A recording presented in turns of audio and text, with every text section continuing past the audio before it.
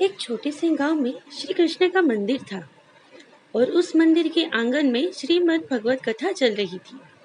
तीसरे दिन की कथा का सुबह का समय पूरा हुआ और कथा सुनने वाले सब श्रोता खाना खाने के लिए अपने अपने घर चले गए। कथा मंडप खाली हो चुका था, परंतु एक 8 साल की बुजुर्ग विधवा स्त्री कथा मंडप में ही बैठी रही।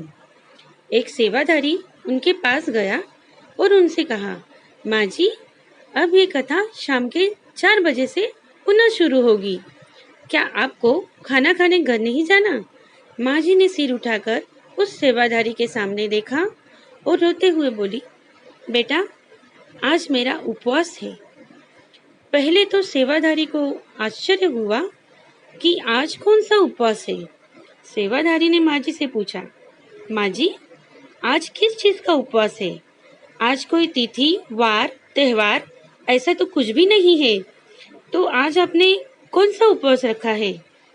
विधवा स्त्री ने आँख छोड़ते हुए कहा, बेटा, आज मेरा 31 तारीख का उपवास है। सेवादारी को पहले तो कुछ समझ में नहीं आया और उसने कहा, माँ जी, 31 तारीख का उपवास? ऐसा उपवास कौन से शास्त्र में लिखा है? खुद की साड़ी से आंसू पोंछते हुए उस बुजुर्ग स्त्री ने कहा, बेटा, 31 तारीख का उपवास किसी शास्त्र में नहीं लिखा है, पर मेरे अभागे नसीब में लिखा है। कथा मंडप में भूखी बैठी हुई उस विधवा माँ जी ने स्पष्टता करते हुए कहा, बेटा, मेरे 2 पुत्र हैं। मेरे पति के मृत्यु के बाद मैंने बहुत मेहनत की, दोनों बेटों को पढ़ाया लिखा के बड़ा किया और परिस्थिति न होने के बावजूद भी उनकी धूमधाम से शादी करवाई। पर अभी दोनों बेटे अपने अपने परिवार के साथ में मुझसे अलग रह रहे हैं।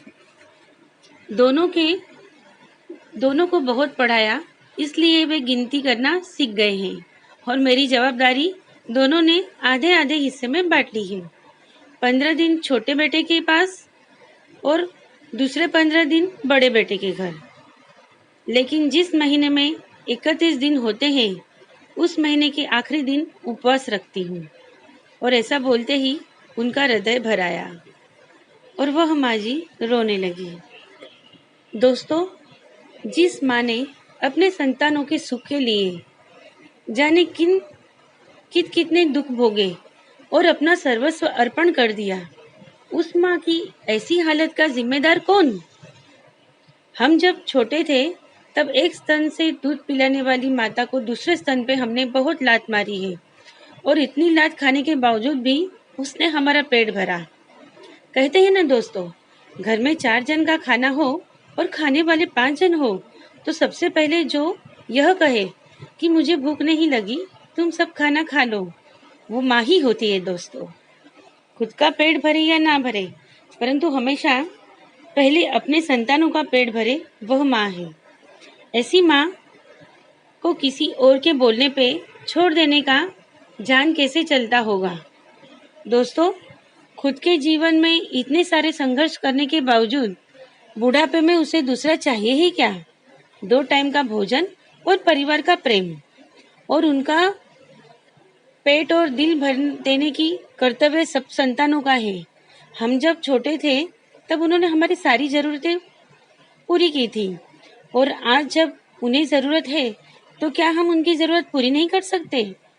2 बेटे होने के बावजूद माँ को 31 तारीख को उपवास करना पड़े तो यह उन दोनों बेटों के लिए शर्मजनक बात है।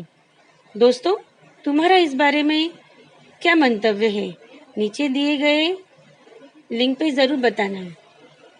और दोस्तों, अगर आपको यह वीडियो अच्छा लगे तो लाइक जरूर करना और ज़्यादा से ज़्यादा शेयर करना ताकि ये उन बेटों तक पहुंच जाए।